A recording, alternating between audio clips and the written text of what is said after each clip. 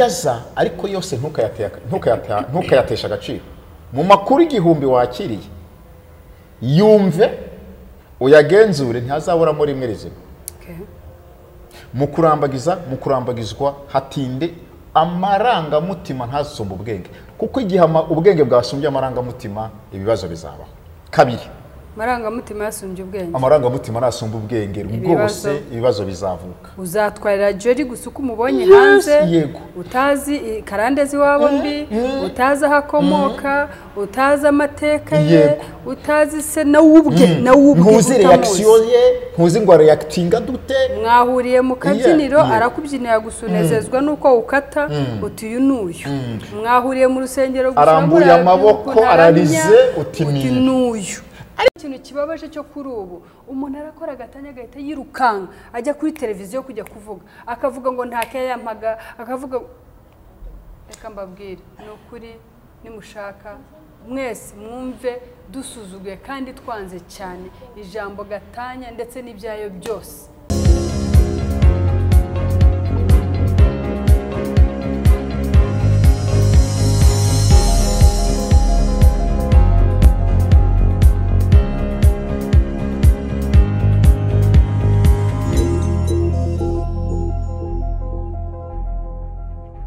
Turasuje mwese bakunzi ba Team TV cyangwa Truth Initiative Ministry TV. Twongeye kunezezwa no kuba hano uyu munsi wa none. Uyu ni uwundi munsi mwiza Imana yatugeneye kugira tunezererwemo. Ni umunsi utarigeze kubaho, itariki itarigeze kubaho, itazongera no kubaho ukundi. Rero turashima Imana ko turi bazima, duhumeka umwuka bazima. Ndabakunda murabizi, ndabishimira kandi shima cyane ibitekerezo byanyu, uburyo mwita kuri Team TV, uburyo mudahwema ku yo support, badusapotinga nkumva ndanyuzwe ibitekerezo mu bifatika byose. Imana yo mu ijuru igibaho umugisha. Njyewe nitwa umuganwa, nitwa Jolie cyangwa Jolie en français. Nkaba ndi umumama, nkaba ndi umukozi w'Imana, aba nagira ubuntu bwo kuba umushumba. Hanyuma rero nkaba nkorera umurimo hano kimwe no mu itorero hanze, ariko mwumve ngo mbanejejwe no kongera kuboneka hano muri itorero rya hano rya online. Yes, rero uyu munsi ni umunsi wo noneho nahisemo kuzanzanye n'undi muntu. Munsi nabazaniye umutumirwa, navuze ngo sinze jyenyine ahubwo nzezanye umutumirwa, tugire utuntu tumwe na tumwe two tuganiraho. Nzi neza ko muri bunezerwe, agapfundikiye gatera amatsiko, muraza kumubona nyuma, not now, ntabwo ari nonaha, ariko mu kanya muramubona. Rero no kuvuga ngo mbere y'ibindi byose tujye dushima iyo Mana yo mu ijuru iba yaturinze, iba yatumye tuza hano turi bazima, iba yatumye turi buze hano tukagira icyo tuvuga, namwe ikabarinda mukagira icyo muri bwumve. Ni ukuri iyo Mana reka tubanze dufata umwanya tuyishime. Mana mu izina rya Yesu Kristo twongeye gushima no guhimbaza kubw'ineza yawe n'ubuntu bwawe. Turagushimye wera wa Isirayeli ko waturinze, turagushimye ko wongeye kuduhuriza hano amahoro. Turaguhimbaje kubw'ineza yawe n'ubuntu bwawe, tugushimiye uburinzi bwawe, imbaraga yawe muri byose mwami uhabwa icyubahiro.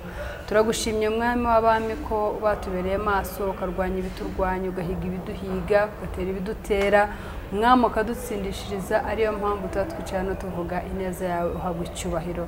Turagushima nanone mwami w'abami kubwo uburinzi ku gihugu cyacu, kuba mwami w'abami dukomeje kubaho, tukabaho neza, tukabaho mu mahoro.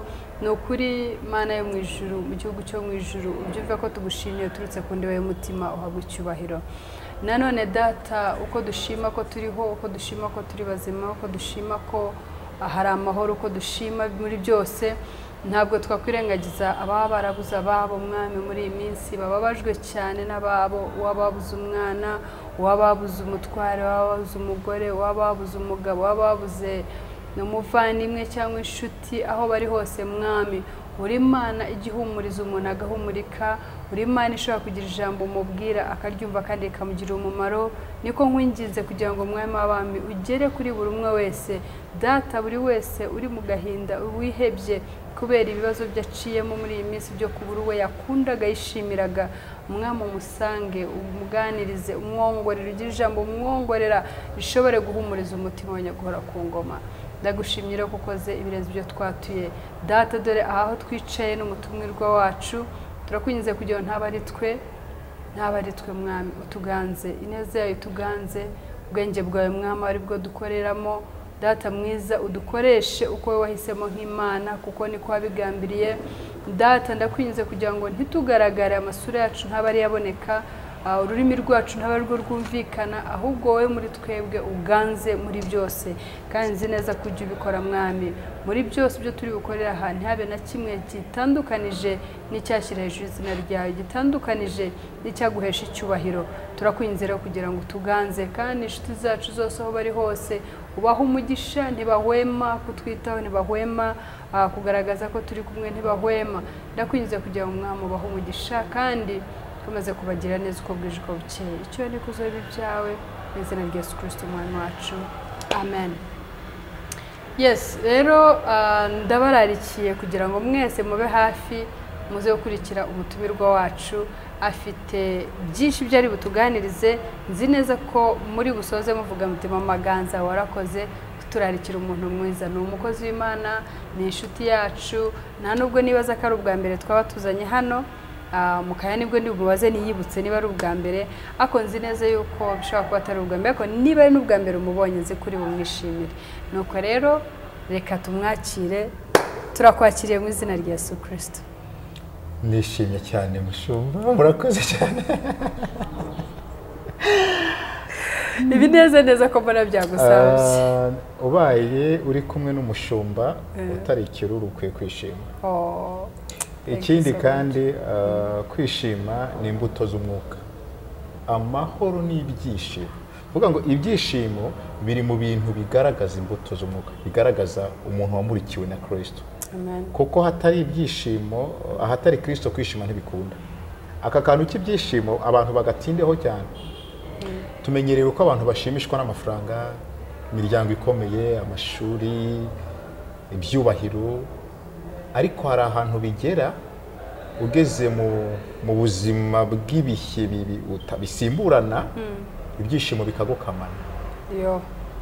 Amamiliyari ubitse ibyishimo ntabikangwa bikabura. Abana beza tayiti ufite ikomeye ibyishimo bikabura, ariko ku muntu ufite Kristo n'Imana muri we ni ukuri ahorana ibyishimo, aranezerwa, agaseka. Nibyo byawe nibyo bikubayeho.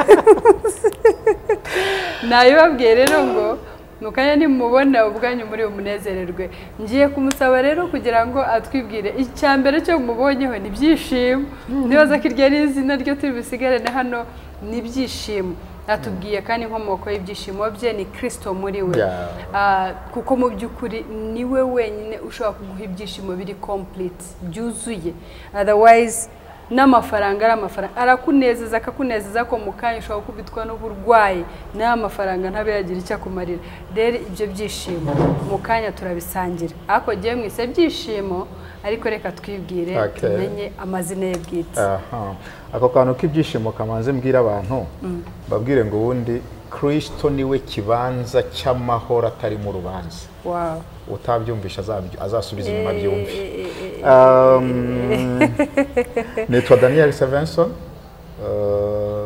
ndi umuntu w'Imana, umwana w'Imana,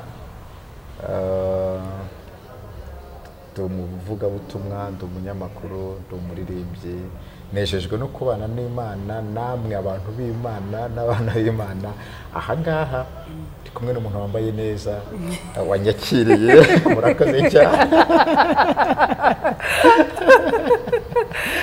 Nabibabwiye murava mwasetse impamvu, mbese musegeranye neza kugira ngo mushobore kumwumva neza. Byishimo yahageze muri make, ariko byishimo ndabona dukwiye no kuri muharira. Kubera iki?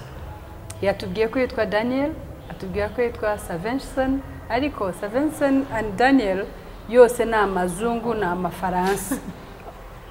rero reka tumwongereho ibyishimo mu gihe atari butubwire irindi zina ry'ikinyarwanda murabyumva gute reka tumubaze nta rindi zina ry'ikinyarwanda ugira kugira ngo guhera uyu munsi tukubatize witwe byishimo kuko ariko buriya byishimo like ni ryiza cyane kuko nta ekaye ngira ubwo rero ibyishimo reka ryakire ngira amazina atatu abantu muri media n'abandi bantu bazi ku Daniel Savanson ariko nitwa Niringiye Imana. Yego. Iyo ugiye kuri Facebook ukajya kuri Instagram ukajya kuri Twitter usanga Niringiye Imana Daniel Savanson nubwo abantu bazi Daniel Savanson naho nize ni Savanson. Kurumva ko nubundi ntabwo twagiye kuri. Ni byishimo wiringiye Imana niyo mpamvu wizuye ibyishimo wababara urishima urishima. Okay, ntabwo twagiye kuri. Resa Vincent turakwakiriye cyane kuri Team TV kandi turakunezere. Ariko nibwo bwa mbere wagera kuri Team TV? Ndayikunda ariko n'ubwa mbere nicaye. Wow. Uyiziho iki rero Team TV? Yiziho ibiganiro by'umuryango. Yiziho ibiganiro bihugura urubyiruko, ababyeyi, mbaziho ijambo ry'Imana n'ubuhamya. Ubuhamya? Kandi icyiza cy'ubuhamya mpaziho ni ubuhamya bufite ibihamya bitari byawe n'iby'imvugo y'ikigengo gutwika. Urumva nayizi? Urayizi pe. Ariko Savanson turi busabe yuko dufasha kameme. Hari ubwo ushaka kuvuga gutyo ariko tukaza gusoza bibaye nka abantu bajya mu itorero bava basohoka uti muraho Yesu ashimwe ati Yesu yimbazwe uti se mwiziki ati twize. Byageze ati twanezerewe twize pe twaguwe neza twene ese mwizi yewe twize we umva ugashaka icyo ari ukubwire bize nawe rero watubwiye ngo wumvise ikintu cyagukoze ku mutima cyatumye ukunda Team TV cyane bari cyo dusangiza gatoya bitume tugana mu kiganiro cyacu cy'uyu munsi kamvuge ku muryango cyane kubera ko umuryango kuri Team TV niho nakunze kubona ibiganiro by'umuryango ariko cyane bifite mu buryo bubiri bibwira umuntu wizera Imana n'umuntu mu buzima bwe bwose icyo yizera cyangwa atakizera noneho bikubaka umuntu wo mu rusengero ariko bidasize n'umuntu utarujya mu rusengero bikamubwira ko agomba kubana n'umugore we neza cyangwa n'umugabo we neza yego adashingiye ngo avuka aha cyangwa yizera iki bikangera bikagaruka bikabanisha ya miryango yo mu buryo bwombi bakabibwira uburyo abantu bagomba kubana ko nta rugo ruri perfect ahubwo abantu bagomba kumenya uko bihanganirana bakamenya uko babana bakamenya uko bihanganirana ndetse bakagira n'indangagaciro baha n'abana babyara akantu wigeze mbona rimwe mu kiganiro wari wigeze gukora ntibuka icyo ari cyo avuga ngo ese mwibuka kugenera umwanya ibyo nirirwamo ibyo wirirwamo aho ujya wibuka kugenera umwana bana mwabyaye umwanya nshaka nareke barakurikiye mumfashe tumushimire Savanson yarakurikiye pe ntacyo tumushinja ni ukuri rwose thank you so much turagushimiye yuko udukunda natwe rero turagukunda iyo tuba tutagukunda ntabwo twakugutumira hano uyu munsi rero ukomoje ku kintu cy'umuryango duhereye aho ngaho reka tuganire gutya umuryango wowe wumva uti umuryango ni ikintu gikomeye umuryango ni ishingiro ry'ibintu byose icyambere umuryango wabayeho Imana yabanje gutekereza ntabwo yavuze ngo ubeho Imana yabanje gutegeka isi baho irategeka ngo inyanja zibeho izibaho amashyamba abeho inyamaswa z'ubu bwoko zibeho zibaho ariko igeze ku muryango ngo iraruhuka ijya n'inama ikora inama iravuga ngo tureme umuntu agire ishusho ase natwe bamaze kurema bayiteguye baremye bari madamu bari mu mugabo umugabo ngo hashize igihe ntazi ikingana Bibiliya itavuze ngo Imana ibona ko uwo mugabo adakwiriye kuba wenyine ngo reka imuremere umufasha umukwiriye. Uwo mufasha umukwiriye mukura muri Adamu. Deje umuryango ako kanya ububayeho kuko turi source ya Adamu na Eva. Uwo muryango ubaze kubaho ntabwo Imana yigeze iha inyamaswa n'ibiti inshingano. Ahubwo Imana yahaye inshingano umuryango Adamu na Eva. Irababwira ngo ibi byose byo ku isi n'abaremeye navuze ngo bibeho biri munsi y'ubutware bwanyu, mu bitware munabitegeke n'ubu butaka mu buhingire. Noneho muri uno muryango habonekamo ubutware, habonekamo ubutegetsi, habonekamo no kurema bundi bushya. Imana yaremye umuntu umwe imuvanamo na Adamu na Eva, ariko irangije imuha ububasha bwo kurema binyuze mu kororoka, mu kubyara. Hanyuma uyu muryango rero navuze ngo ni ishingiro ry'ibintu byinshi. Umuryango ntabwo itorero ryabaho umuryango udahari. Ntabwo igihugu cyabaho umuryango udahari. Perezida azavahe umuryango udahari, abaminisita babahe umuryango udahari, abana b'ibitambambuga babahe umuryango udahari, ba pastor, ba apostle, abigisha imibare, abigisha ubugenge, abigisha biology, ntago babaho umuryango udahari. Rero umuryango ni ishema rikomeye ndetse no mu bintu byose bigomba kubakwa no kwitabwaho. Umuryango ugomba kwitabwaho mbere y'ibintu byose. Thank you so much. Oya birumvikanye cyane. Rero tugeze aho ngaho, aho ngiye kubaza ikibazo cyo numva kiri bumfashe cyane kongera kumva rya reme ryuvuze ry'umuryango no kwa kwita kuri wa muryango. Umuryango nkurikije jewe imyaka mfite ntabwo ari mike, nta nubwo ari myinshi cyane, sibyo?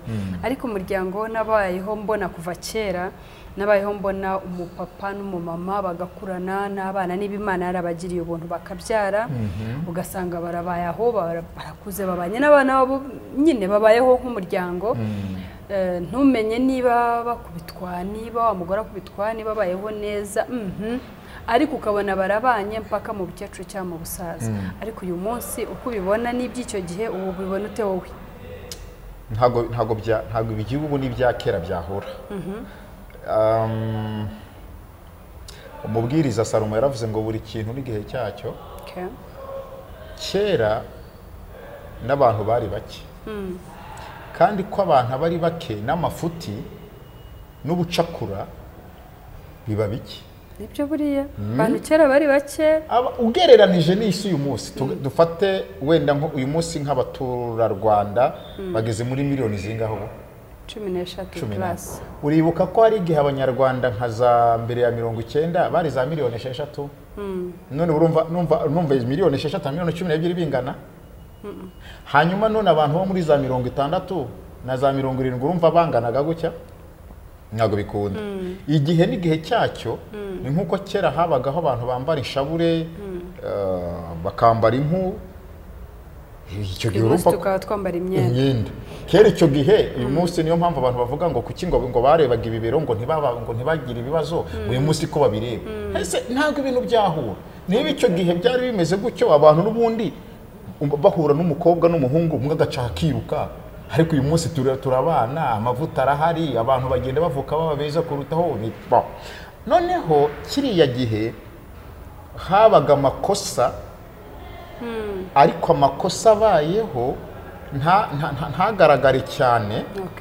Icya kabiri, kiriya gihe abantu baho babaga bagifite isoni nyinshi z'umuryango, ikinyabupfura cyimbitse, abantu bavuga bati tudakora ibi tukagusha ishyano, tutavuga ibi tutagusha ishyano, Yego. tutavuga ibi kuko mu muco w'iwacu bitabayemo Urakoze. bikitwa ibara. Tureke kubyita ibyaha ahubwo bikitwa amahano. niyo mpamvu rero nangiye kubaza kirya gihe nubwo urashaka kuvuga ko twashingira yuko abantu babaye benshi icyo gihe bari bake cyangwa ahubwo aha noneho hugeze ahubwo nibwo ubu nakumva ko ari bwo gisubizo gihe cy'umpaye. Nibaza ko atari ubwinshi cyangwa ubuke ahubwo noneho za ndangagaciro cya cyubahiro cy'umuryango icyo nicyo nshaka kutindaho. Niki cyatumaga abakera batwikirana bagatwikirana bagahishirana bagahagararanaho, ariko uyu munsi twebwe bikaba biri oparareri Biragoye. babyita gute? Nibyo ni parallel mu gifaransa cyangwa speakers. Biripwa Biri hanze. Birajyana na bwa buke bw'abantu. Really? Uko ibi bintu bibiri ndazi ko birajyana. Okay. Iyo umugore n'umugabo bari bonyine batarabyara, inshingano n'ibyo bakonsoma biba bike.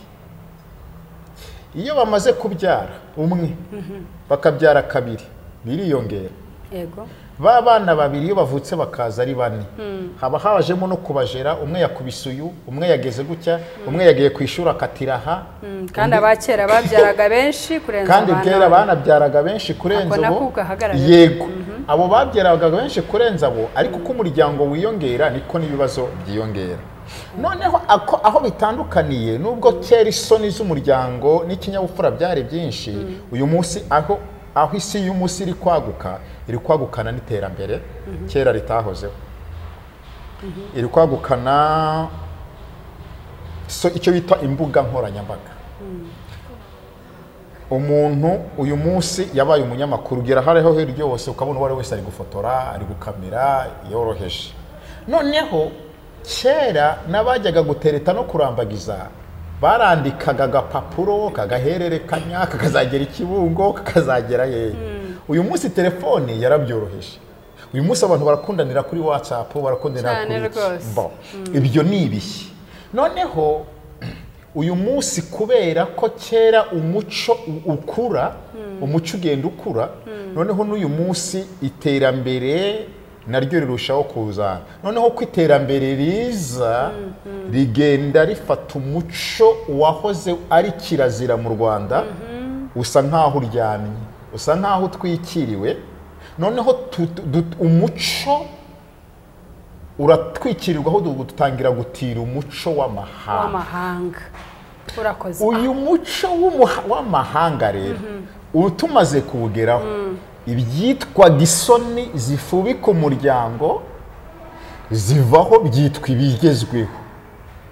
Ibyitwaga ikinyabupfura gishingiye ku muco bivaho, abantu ibintu byose babyita iterambere. Kandi mu by'ukuri wareba neza ugasanga ibyitwa iterambere ni iteranyuma, kuko ntabwo iterambere ridukuriraho gutakaza indangagaciro. Noneho iyo tugarutse kuri bya bintu navuze ngo ubwinshi bw'abantu n'ubuke bw'abantu, usanga uko abantu biyongera niko ibyogajuru byiyongera, niko amaordinateri yiyongera, amasoftware yavuka buri munsi. Noneho ugasanga umuntu ari muri Afurika yavukiye i Nyaruguru ariko ashaka kuba nk'umuntu uri muri Chicago, ashaka kuba nk'umuntu uri muri Washington. Ntazi impamvu ituma umuntu wo muri Washington yambaye umupira ugeze hano, nawe urashaka kubyambara atazi aho bishingiye.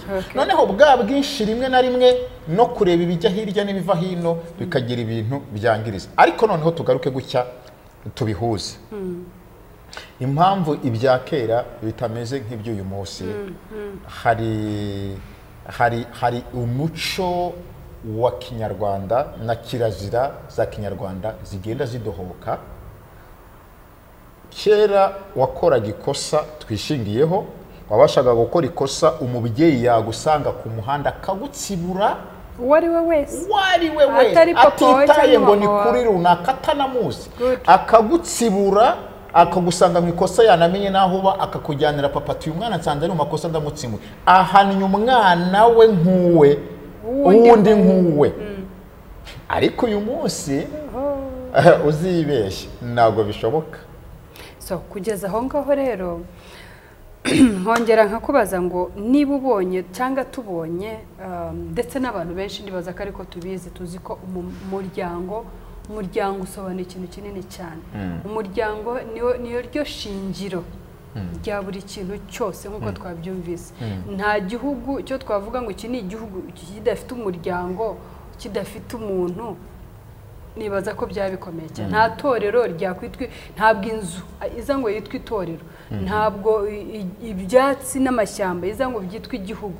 Igihugu nibaza ko kiba igihugu ari uko gituwe n'aba bantu nta kuntu yaba atari umuryango. Naho baba bafite naho baba bari babiri batatu cyangwa kubera impamvu z'ibintu biba byarabagezeho, ibiza cyangwa intambara cyangwa ibiki, ariko haba harabanje umuryango.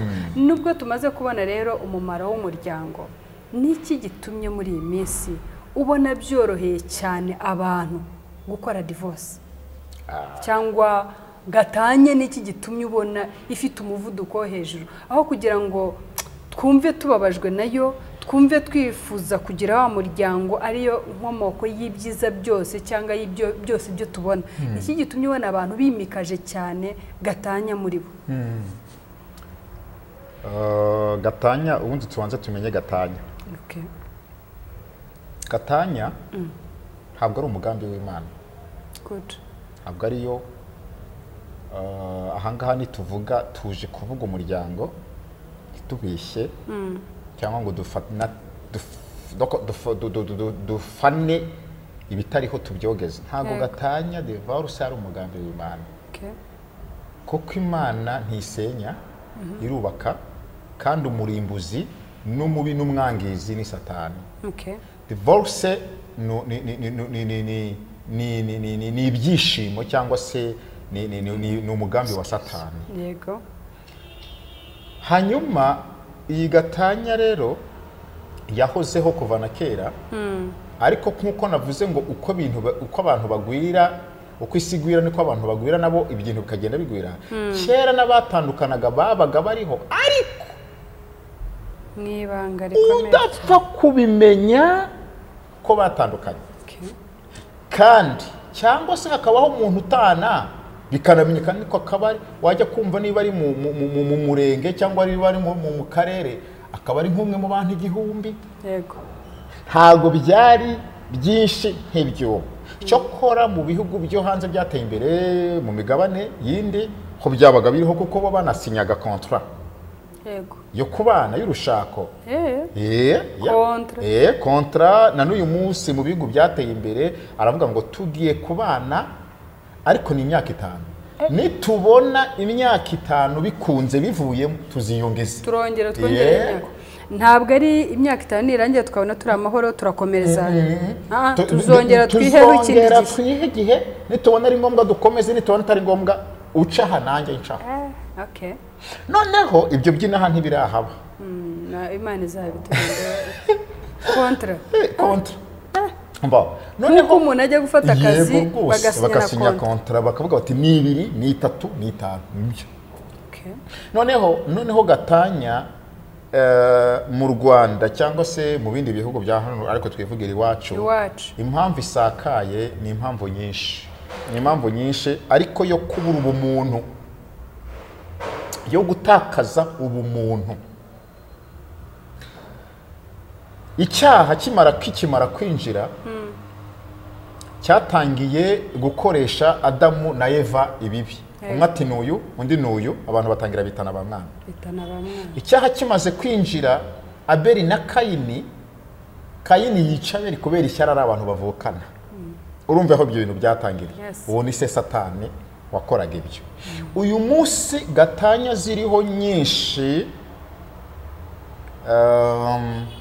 zishingira ubundi gatanya. Nta nubwo iyo uvuganye n'abahanga mu by'imitekerereze ntago bavuga ko gatanya ari igikorwa cyabaye, ahubwo gatanya turayigendana bitewe twavutse gute, twarezwe gute, aho twize byagenze gute, uburere n'imico dufite ni ibihe. noneho ngewe Sevenson ibyo navukanye karande navanye iwacu kwa basogokuru kwa basogokuruza iyo zije ari karande mbi kuko ari karande nziza hakaba na karande mbi iyo bije biri karande mbi nkahura na jo rufite karande nziza warezwe uzi kuvuga uzi kubaha uzi kubaka umuryango uzi kubana neza n'abantu bigahura na Sevenson ndi gica ndi rwabagore nduvuga nkatontoma intare zigahunga ibi ngibi nibiza bigahura kuko turi abantu tutari Imana nibyo bibyara gatanya nukuvuga ngo ngewe Sevenson nagendanye gatanya nyijyana kwa Jori bigeraho byanga Jori abona ntibizakunda hakabaho gatanya ariko urumva ko gatanya ahereye kure mu bitekerezo mu mutima mu biki noneho ahantu bibereye uyu munsi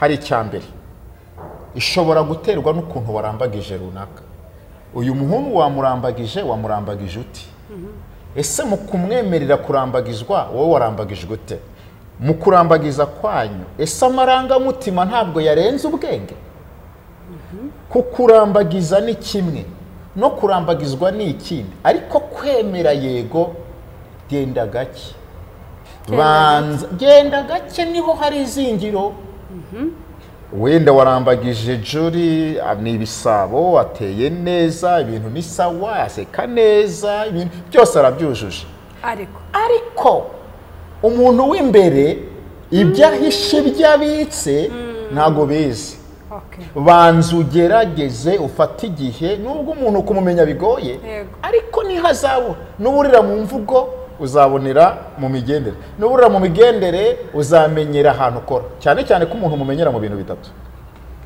ibyo avuga ibikorwa bye abagendana nabo ibyo bintu byavuga ibikorwa bye abantu agendana nabo abo baguha ishusho yose mbwira inshuti zawe gusa ndahita nkubwira uwo uriwe kuko ibyo ndi gusohora mu kanwa kanjye ushobora kuvuga ariko uyu Dani ni muzima noneho ibyo mvuze buriya ushobora gutwitinga cyangwa gupostinga kuri status ngiye nkamenya uwo uriwe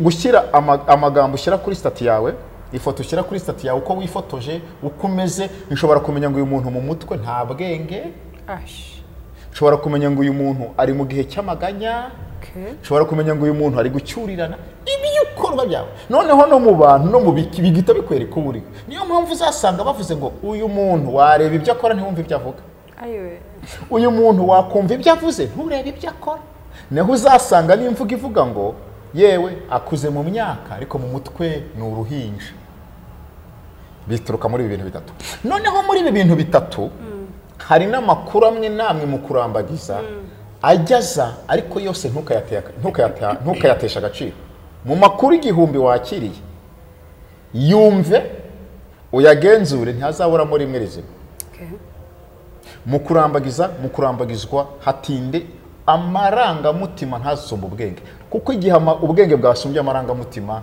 ibibazo bizabaho kabiri amarangamutima yasumbye ubwenge amarangamutima nasumba ubwenge rwose ibibazo bizavuka uzatwarira Jori gusa uko umubonye hanze utazi karande ziwabo mbi utazi ahakomoka utazi amateka ye utazi se nawubwe ntuzi reaction ye ntuzi ngo reactinga dute mwahuriye mu kabyiniro arakubyinira gusunezezwa nuko ukata utuyu nuyu mwahuriye mu rusengero arambuye amaboko ararize uti nuyu warize kubw'amarira yazamuye imbere hari undi muntu ese ubwirwa n'iki ko ayo marira yatembye mu rusengero ko ari ay'umwuka wera kuki ataba ari amarira yibutse ko yaryamanye n'abantu batanu indirimbo ikamukoraho akarira akavuga ati wenda narwaye sida akabara n'amarira y'intuza y'imibabaro yaje ubibwirwa n'iki webwemerwa n'iki ko ari amarira y'ibyishimo cyangwa yenda yumvise n'indirimbo yo baririmbye ashyinguranye ararize uti uyu muntu arafashijwe uyu mwuka uyu niwe ubigendeye ku gahinda k'indirimbo yashyinguye nyina cyangwa yuko yarebye umuntu wamukomerekeje ararira umuntu ararembye ati ni wowe wenyine gusa uzi gukunda abandi turagerageza, oh turagerageza, ariko Yesu wenyine wowe urabizi. Urumva aririmbye indirimbo, umuramyi ari kuyiririmba, abantu bari gufashwa, wayibutse ko hari umutipe wamutekinitse, amubeshya urukundo, amuha no ku bintu, amurebera ubusa, arangije nyuma aramwandikira message ati ntuzongere kunyita urukundo, ntago nkiri kumwe nawe, toka hoshi nimero unyibagirwe nk'uko yugi. Umukobwa yakurura bya bindi amarira, umuvu w'amarira ukamugera ku birenge. Ati mbega umukobwa wakijijwe hehe ko wibeshye? Saveso noneho urabyishe byose, umva rero Saveso, aya marira rero abantu bayitondera. Ni ukuvuga ngo rambagizwa, ariko shyira mu bwenge, shyiramo amakenga. N'ubu uri n'umukirisitu, shyira ivi hasi. Ubuyobozi Imana inzira mubwira ngo ibi bintu ndimo Mana nakwibeshya nk'umuntu unyobora. Niba uri umukristo kubita ivi hasi, usaba Imana ubwenge buri bukuyobore ukamenya ukuri mbere yuko ntunasenga. Dore iyo tuvuze gusenga bumva ko Imana ivuga ikoresheje umuhanuzi. Imana ifite inzira nyinshi yakubwira hatabonetse guhanura, kuko hari ushobora gukurikira umuhanuzi akakuyobya. Icyo ni kimwe mu bijya kabiri. Icya gatatu kiri gutera ibi bintu by'amadivorce, tuze ku ruhande rw'abakirisitu, ubuhanuzi. Ubuhanuzi ku bakirisitu busenya ingo. Hari abarambagirije mu guhanura, bagasenga ngo Imana iguhaye runaka ni wowe wawe, ikamumuhana. Ubuhanuzi buje, umuntu ntiwamubengutse, ntiwamukunze, ntumuzi, ntuzahaturuka, wemeye ubuhanuzi, kandi ubwo buhanuzi wenda ni fake news, niwe wibwirije n'amarangamutima. Ariko aho urumva wese Vincent ko ukiri hariya hasi mu barambagizanya. Ariko wari uzi yuko, ndagira ngo mbwire niba ubizi ko hari n'umuhanuzi wikubita akazana na mama Ganza we, uriya papa Ganza burya Imana imbwiye yuko atari wa tubyaranye abana 4, tumaranye imyaka 16, ati ntabwo. Urumva ubwo buhanuzi, abantu nibishinga ubuhanuzi buzasenya ingo, divorce ibeho kubera abahanuzi. Icyakane, love materials, urukundo rushingiye ku bintu.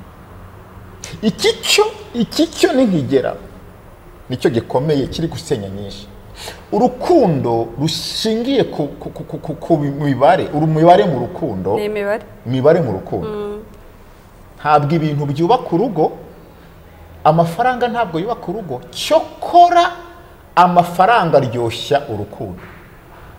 Nibi yego, amafaranga mu rukundo mwaba neza, mwatembera mukajya Zanzibar, mwajya Dubai, ariko bisanga urukundo.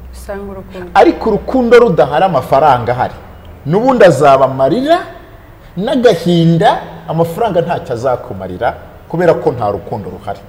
Ni byiza ko amafaranga tuyagira adukorera byose, akaryoshya urukundo, hakabaho za party, hakabaho gutembera, ariko amafaranga bameza mu rukundo ruhari ruhamye rwanyarwo.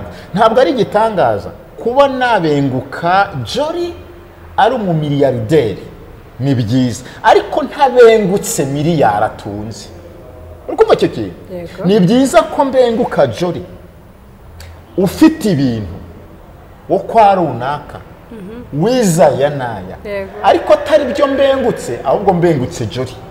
Noneho Jolly namubenguka bwa buranga bukanyereka ku ngeso n'imico nabikunda, nawe yankunda, noneho tugasanga na bya bintu bihari bikaba wane mugani wa wenyogo. Icyo gihe rero icyo bifasha nuko na bya bintu ejo bigize bityo ngo bigiye rwa rukundo rukomeza rukabaho. Good. So wowe noneho tusubiye kuri divorce, wowe urayemera?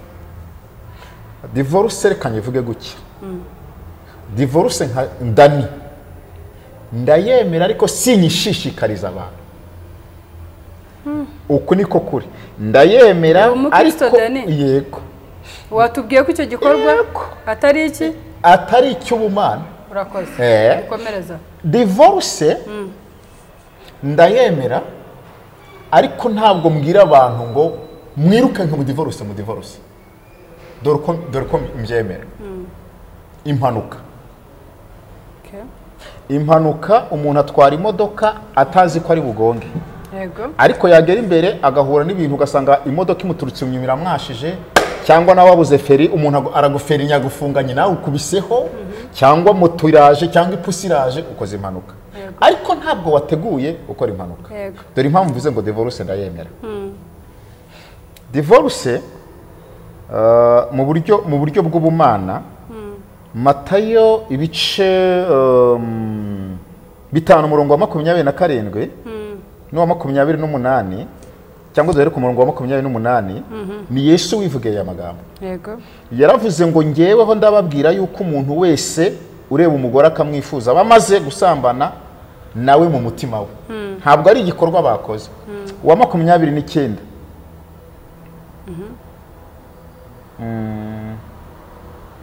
konora.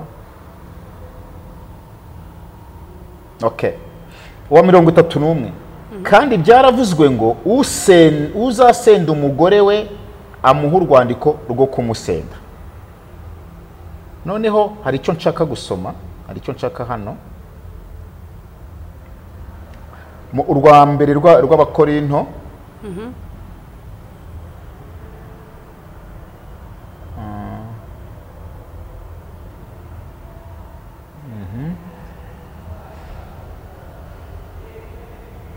Ariko kubwo kwirinda gusambana umugabo wese agire uwe mugore we.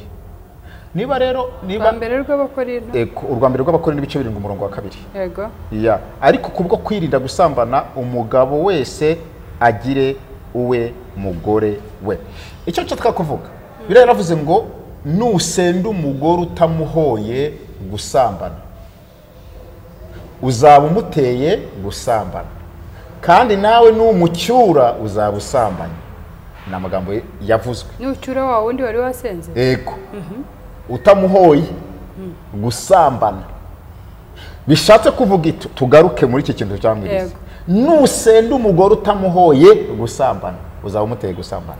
Byumvikane ko rero nafatwa yasambanye kumusenda azamusenda. Hanyuma namusenda azamusenda. Hanyuma mu Bakorinto tubonye ngo buri wese agira umugore we. Uyu muntu wenda namusenda yabaye hanaho bavuga ngo abigisho baziko. Yamutenze yagize guke. Iyi ni inkuru ni inkuru iri biblique, ntari uyitindeho cyane kubera ko ibintu Imana tubwira byose sintubyubahiriza. Ariko tugaruke kuri ya divorce, impamvu navuze ngo nda yemera ariko singishishikariza abantu bahuye ari babiri muri za karande zidahuye. Twibuke ko abahanga mu mibare bavuze ngo imirongo ibiri iteganye igororotse ijya mu cyerekezo kimwe ntishobora guhura. Mfite karande yanjye, muri ngewe mfite karande yo gukubita nkica. Mpuye n'umugore runaka, ndamukubita mu gitondo, ndamuvuzaho imahiri, ndamukubita ibibatira by'umuhoro nkamukubita nkamuhusha. Bibaye rimwe inzego z'umutekano ziraje barafunze biranze. Bibaye kabiri gatatu nguciye ugutwi. Turabara turagera mu ijuru. None uru rugendo ko ari imirongo ibiri idateganye, ntagume mfe nsohoze gutsatandukanwa n'urupfu. Ngewe uyu muntu ntago namubwira ngo sohoze kuzatandukana n'urupfu, ahubwo ngo sohoze ikisezerano ryavuze. Ahubwo ngewe namubwira ngo kurama kawe karenge ugende hariya, ubundi ibyawe n'Imana bibe aho ngaho. Icyo ni kimwe. Nitugaruka impamvu navuze ngo divorce ndayemera. Jori na Dani turi kwitangaho ingero. Ngewe ndakurambagije, ariko nkurambagije mbeshya. Nkurambagije nkeneye yanzu yakubonyeho, nkeneye y'amafaranga namenye, ndanakubeshye imyaka 2 nteye imitoma ngize gute gushyize mu rukundo rwose ndakwinginze turasezeranye ivanga mutungo, ariko ngewe target ni gapasu. nta rukundo nigeze ngira ahubwo mfite undi nkunda hirya urukundo rwimbitse Yego. wowe ngushakaho imbarutse yo kugira ngo dusezerane wa wundi abari usezerana wa wundi arasezerana nyuma y'umwaka umwe nyuma y'ukabiri nsabye divorce byanga byakunda singushaka singukeneye wa mugore wera rero ndaguhimbiye nkawe divorce ndayisabye ndayita Jori ningushira mu gatebo kuko washatse divorce sinzaba bakubeshyeye none divorce kwibayeho nturengana wowe ntiwajuje kubaka ariko ngewe Dani ntabwo mfite kubaka nari mfite target uyu muntu utarukeneye wajaje kubaka nkize muri divorce aricyo umupasiteri bita Mutesi wavuze ngo umuntu ashobora kukubeshya ikinyoma akakirinda imyaka n'imyaka akagihagararaho ukazabona ikinyoma ari uko intego yacyo ikigezeho none se ubu Jori murenganye ngo yakoze divorce ararengana urumva uri hanze ari buvuge wa Jori ariko ntazi ishingiro rya divorce noneho ngaruka kujya gatatu ko divorce nyemera iki kintu nkivuge nka Sevenson ntawone uri kukivugira abantu babiri b'abantu kwihangana biragorana reka dutanga urugero ku Mana na Satani wihangana mvuge icyo kintu Imana mu ijuru yabanye na Satani Satani ari umumarayika ukomeye yego waririmbaga amajwi 12 icyarimwe agasohoka uyu munsi tugira amajwi ane yego none nta nuririmba abiri icyarimwe ariko ane ntabwo nanone waririmba abiri icyarimwe ni waririmba abiri icyarimwe ni rimwe ukifashisha undi ukifashisha akarimba rutona soprano we yaravugaga ngo Imana ni nziza 12 agahita sohoka yose icyarimwe hanyuma ngo haba imyigaragambye umugabo ananira Imana umugabo ananira Imana nari makora intambara birangira bidakunze ko bahuza birebe break ngo ngo Imana yirukana Satani mu ijuru Satani ngo bwira n'ingabo zigometse abamarika bigometse baramanukana Imana ngo irangije iravuga ngo ushimwe wajuru we ririmba nawe wajuru ugushije ishano ubonye umubi wasiwe ugushije ishano ubonye umubi yego nengarukire nkanjye nagira untera amabuye ariko nuzana yanera nitwabyishimo niryo zira bamaye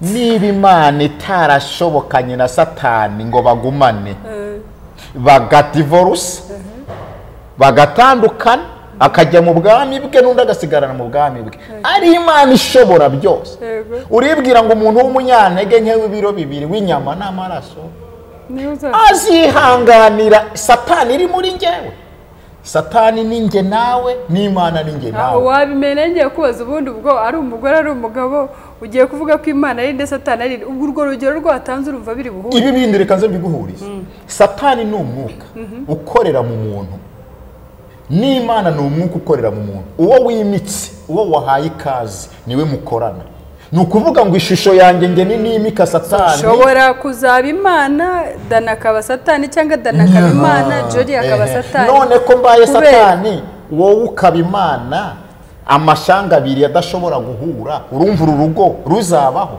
Satani n'Imana bizahura bivuze ngo abantu bajya gutana ari uko hari umwuka w'Imana waganje muri uyu hakaba n'umwuka wa Satani waganje muri uyu yego ya myuka yombi kabana ntiri bushobore kuba ikiri munsi y'igisenge kimwe noneho nitugaruka hano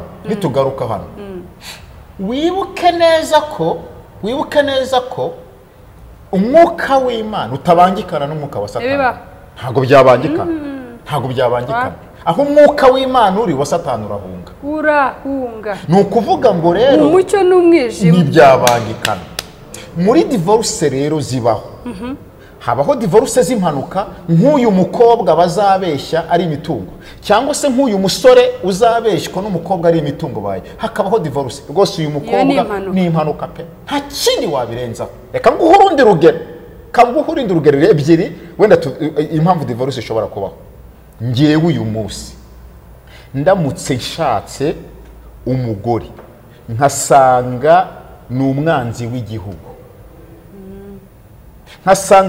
w'igihugu ntabizi ariko namugezeho nsanga amabanga ye yenda yashakaga gusa kukugira ikiraro ntabwo uyu muntu twagumana kuko cyambere ntabwo umwanzi w'igihugu yaba mu gihugu iyo ari we wese ku mwanzi w'igihugu cyarimo cyose ntabwo abaho njyewe se nawe urumva ko abagukunda nawe ubugiye kuba umugambanyi iyi divorce ntabwo wagomaho. Urundi rugero, uyu munsi umukobwa nashaka umugabo agasanga umugabo yahuye n'umwuka mubi w'ubutinganyi, bageze mu gikorwa cyo kunoza amabanga y'abashakanye, wa mugabo ati ngewe ntabwo ndanyura aho ngomba kunyura, ndanyura aho atari bwo.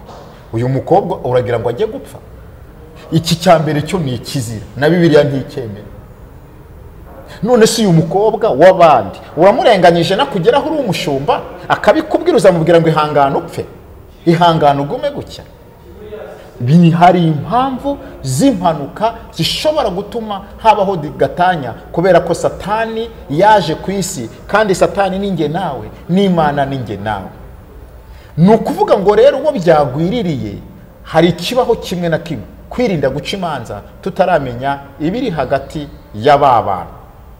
Hakabaho indi divorce ya kabiri, divorce iri prepare, ari nacyo cyakindi tubavuze za divorce ya gapapu. Aba bantu rero wa muntu uzategura divorce ari gapapu akayigeraho, uyu nguyu yanakora na divorce 10 kubera bitewe n'icyo ashaka. Aba bo rero n'abantu Imana yaravuze ngo umuntu utsemba urusengero rw'Uwiteka Imana nawe izamutsemba. Mbabwirire hano, wa mugabo we, wa musore we, wa mukobwa we, wa mugore we, ujya kubeshya urugo kubw'indamu zawe, ukabeshya urugo rudahari, ubeshya Imana n'abantu, ntabwo Imana izananirwa iki kintu, ntabwo izananirwa kutakiguhanira. Hari umugore nabwiwe ufite urengeje amazu 3, urengeje amazu 3 rwose azakubeshya urukundo mukanya mukadevorce azakubeshya. Rero Savenso ndagushimiye cyane, nabibabwiye mwe abantu, uyu muntu ndabona kumurekura birakomeye cyane, kuko murumva ibintu byo tubwira ko bifite injyana cyane, ariko ni ukuri tuvugishije ukuri, gatanya ntikwiriye, ntabwo ikwiriye bakozi b'Imana, ntabwo ikwiriye. Kandi niba hari n'ikintu kibabaje cyane ni ukureba abakozi b'Imana, abantu bahawe bagira ubwo buntu bwo gusigwa no kwambikwa iryo kamba ryo kwitwa umukozi w'Imana, ugasanga umuntu ni pasiteri, ugasanga umuntu ni apostle, ugasanga umuntu ni bishop, ariko ejo ukumva ngo batandukanye. Bwoko bw'Imana ni ukuri gatanya ntabwo ari ikintu cyiza, nta cyiza cyabyo. Gatangira ingaruka kuri wowe ubwawe, gatangira ingaruka ku wawe, gatangira ingaruka ku mwana wawe, gatangira ingaruka ku muvandimwe wawe, gatanya igira imbaraga zo tutazi ukuntu zingana. Dushoboye kubanza gushyira ku munzani imbaraga za gatanya, ni ukuri twayihungira kuri. Bwoko bw'Imana, abantu b'Imana, mwebwe mushobora kuba wari wicaye hari uvuga ngo genda uva ndabiwe uyu mugabo, twabonye intandaro za gatanya. Ibyo rero byo witwazaga ukavuga ngo avuga nabi, ngo nta nkunda, ngo nta keya mpa. Ibyo ni ibintu byoroshye. Ibyo ni ibintu byoroshye. Shobora kwishakamo keya, shobora kwishakamo icyo naburiye muri uyu mugabo. Uyu mugabo ashobora kwishakamo icyo nkongereraho akantu. Ntabwo ingo zose zubatse neza ari uko zitagira ibibazo, ahubwo barushanwa kumenya uko bakavaringa ibibazo no kwihangana. Rero ni ukuri pereka mbasabe ngo tugerageze uko dushoboye. Gatanya nta keza kayo, ni ukuri ingaruka ni nyinshi, zirarenga cyane advantages cyangwa ibyiza bya gatanya. Twabonye uwo twakwihangana twumva ko hari impamvu, n'uwo yari bwicwe na mugenzi we, ariko ututuntu ngo nta keya, ututuntu ngo ntambira amagambo meza, ututuntu ngo anniversary, kurunguruka kwa Savensen ibiberayo, ngo uyu mukorera anniversary buri munsi, amugurira igitego, yambujije kujya muri by the shower, utwo tuntu nta muburenganzira bwo kujya gutembera ku mazi. Ibyo ari byo bisenya. Ni ukuri dusoze tubasaba ngo duharanire cyane ikintu kibabaje cyo kuri ubu, umuntu arakora gatanya agahita yirukanka ajya kuri televiziyo kujya kuvuga, akavuga ngo nta keya yampaga, akavuga. Reka mbabwire, ni ukuri nimushaka mwese mwumve dusuzuguye kandi twanze cyane ijambo gatanya ndetse n'ibyayo byose. Reka duharanire cyane kubaka urugo twabonye ko ari intandaro cyangwa se ishingiro rya byose, cyangwa se ishingiro y'ibintu byose bibaho. Rero Imana ni ukuri ndayingize ngo dutabarire imiryango, dutabarire igihugu. Ni ukuri igihugu cy'u Rwanda kera bajyaga bavuga ngo Imana yirirwa ahandi igataha mu Rwanda, ni ukubera ibyiza byahoraga biranga igihugu cy'u Rwanda n'ubu ndetse bikiranga igihugu cy'u Rwanda. Banyarwanda banyarwandakazi, ni ukuri reka twongere twisuzume, twisubireho, twirebeho, turebe ngo gatanya ikumariye iki, gatanya izamarira iki abana bawe, gatanya ya nzu yo waharaniye mu kanya ishobora guhomba n'ibindi byose, ibintu inzu ishobora gukubitwa n'umutingito noneho ikagwa, inka neza zikabikundi, ibintu twavuga byinshi ariko kubera amasaha, ni ukuri Imana yo mu ijuru idutabare iturengere. Gatanya nta keza kayo, ahubwo gatanya nyine irasenya, kandi igasenya nk'uko ubona uko umutingito usenya inzu, ni nako nayo isenya ibintu byose byari bigize wa muryango. Utarasoza ndabona ugiye gusoza iryo jambo, hari akantu nshaka kuvuga. Hari indi gatanya ya gatatu ikomeye tutazi. Ngewe na Jolly tumaze imyaka 10 twaratanye, tubana mu nzu, dusangira mu cyumba, ntidusangira mu nzu, dusangira ha hantu duhurira, birazwi n'abana bazi ko twakoze divorce, tukagera ariko twagera mu buko kwambara umushanana nkateramo ikoti bati famille ya Dani na Jolly gatugaseka, tukajya mu rusengero, yes ashimwe y'uburyari gikaza, ariko twarakoze divorce. Iyi yo nimbi kuruta izo zose, kuko aho muzakubitanira amafuni n'ibindi ni bibi. Ahangaha cyane cyane ku bakirisitu, tureke kubeshya idini no kubeshya kandi Imana itureba, no gusa n'intinya amaso, ngo tubiri gutinya Imana, gatinya amaso y'abantu, kandi mu by'ukuri ya Mana ariyo twagatinya kuko yize ukuri. Nagusubije ijambo. Rero Imana yo mu ijuru ibaho umugisha, dushimiye umutumirwa wacu none. Imana iguha umugisha, ufite ibintu byinshi muri wowe kandi bifite umumaro. Ni ukuri n'ubutaha byishimo, n'ubutaha uzatwemerere nitugutumira uzavuge karame. Murakoze cyane. Ni ukuri Imana iguha umugisha, kandi iyi mbuto y'ubibye kuri Team TV nawe ni ukuri izakugira umumaro mu buzima bwawe, kandi uko twagukundaga n'ubu birakomeje ndetse biraniyongereye. Ubutaha rero tuzongera tugutumira. Namwe ndabasabye mumusabire umugisha uko uyu muntu abibabwiye agitangira, afite byinshi muri we, n'ubutaha tuzongera tumutumire no ku zindi topic, cyangwa nimugira ibibazo byo mwumva mushaka kumubaza, ni ukuri muze kwimubaza. Mwumvise ko atuye kuri Team TV, ajya hamenya, ajya hasura, azabasubiza, ndetse nimuza no kuzakenera kuvugana nawe giye muzambwira, nzabaha nomero ye. Rero Imana yo mu ijuru ibaho umugisha, kandi nukuri dutabarira igihugu, dutabarira abanyarwanda n'abanyarwandakazi, divorce tuyange urunuka ntikabe mu bacu, ndetse Imana yonyine niyo yadushoboza. Imana ibaho umugisha. Rero reka dushimiye Imana yatubaniye, katugira inama nk'uko twayisabye. Twanasaba umutumirwa wacu suriza mu isengesho rigufi, si ngombwa rirerire cyane, amagambo yo wumva washimamo Imana. Imana iguha umugisha. Uri Imana idahindurwa n'ibihe, ni wowe wenyine ukaba hejuru yacu, tukaba munsi y'ibirenge byawe. Urakoze cyane kuko watwemereye ko uyu munsi tunyuzamo ibihembura imitima uko bingana. Reka ufashe uyu muryango uri hano, kandi uhembura imitima y'abababaye, wubake imiryango kuko ari ryo shingiro rya byose. Abantu bazahembuka ku bibi tuzanezerwa, ukomeze wubahe, utwubakira igihugu, twubakira umuryango, kandi inama zose zivuye kuri wowe zigira umumaro. Dekubana n'abantu bose, ufashe imitima ibabaye, ikomeretse uyomure, dusenze twizeye mu izina rya Yesu. Amen. Imana iguhe umugisha. Ndetse nawe dufashe ku buhanga bw'ibyuma, na Imana ibahe umugisha. Amen.